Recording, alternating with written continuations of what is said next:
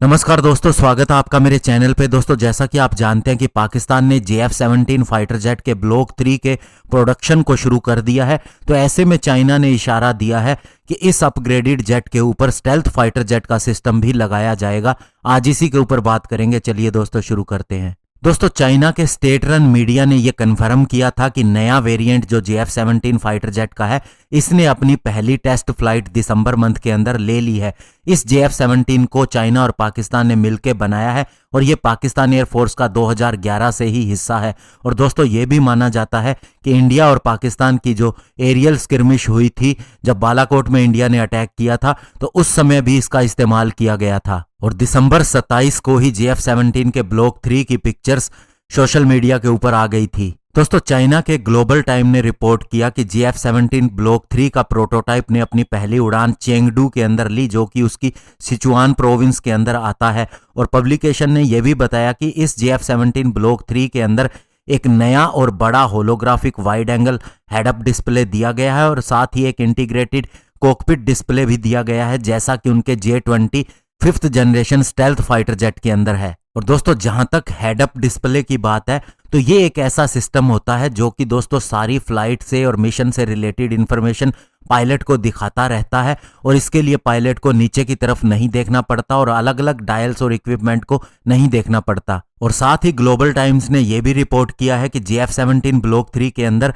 एक missile approach warning system भी लगा है, जैसा उसके J-20 और अन्य फाइटर जेट के अंदर है। और उन्होंने बताया कि J-20 और J-10 को डेवलप करने में चाइना ने बहुत सी नई टेक्नोलॉजी और इक्विपमेंट विकसित किए हैं और इन्हीं का इस्तेमाल अगर JF-17 पे किया जाता है तो पायलट को इसका बहुत ज़्यादा फायदा मिलेगा। उसकी एफिशिएंसी इंक्रीज हो जाएगी फ्लाइंग की, और साथ ही इससे उसकी कॉम्बैट एफिशिएंसी भी बूस्ट हो जाएगी। और दोस्तों, एक renowned aviation publication flight international ने भी ये रिपोर्ट किया है कि JF-17 ब्लॉक 3 के अंदर हेडअप डिस्प्ले काफी बड़ा है और जो करंटली JF-17 के अंदर इस्तेमाल किया जा रहा है उससे भी बड़ा है। और साथ ही इसमें यह भी कहा गया है कि इसके अंदर रडार वार्निंग रिसीवर आफ्ट लगी है, इसकी इनटेक और टेल वाली साइड पे। और इस रडार वार्निंग रिसीवर का सबसे बड़ा फायदा ये होता है, ये पायलट को हाथों हाथ अलर्ट कर देता है अगर कोई एनिमी का एयरक्राफ्ट या मिसाइल उसे ट्रैक कर रहा हो, जिससे वे एकदम से एक्शन ले सकता है। और इसकी नोज कोन भी काफी बड़ी है, जिसका सीधा सा मतलब ये है कि इसके अंदर AES से रडार लगाया गया है। और AES से रडार का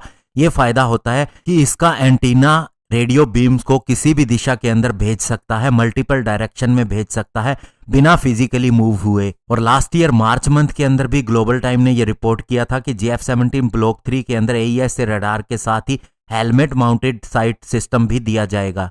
लेकिन दोस्तों, फिर भी चाहे इसके अंदर कितनी भी इंप्रूवमेंट कर दी जाए, ये ज्यादा से ज्यादा F-16 का जो इंप्रूव्ड वर्जन है उसी से ही मैच कर पाएगा।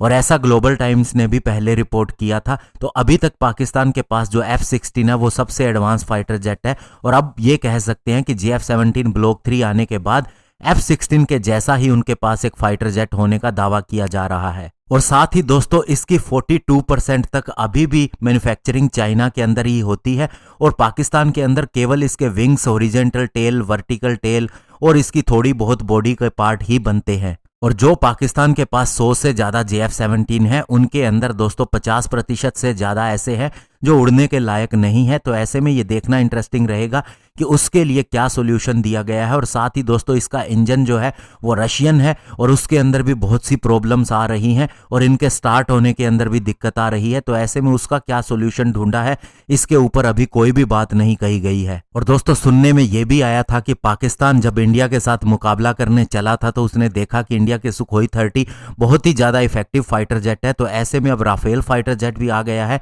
तो वे चाइना के J-11 फाइटर जेट को खरीदने के बारे में भी सोच रहे थे। तो दोस्तों, इसके ऊपर अभी बहुत कुछ आना बाकी है। JF-17 ब्लॉक 3 कैसा रहता है ये जरूर देखा जाएगा। धन्यवाद, जय हिंद।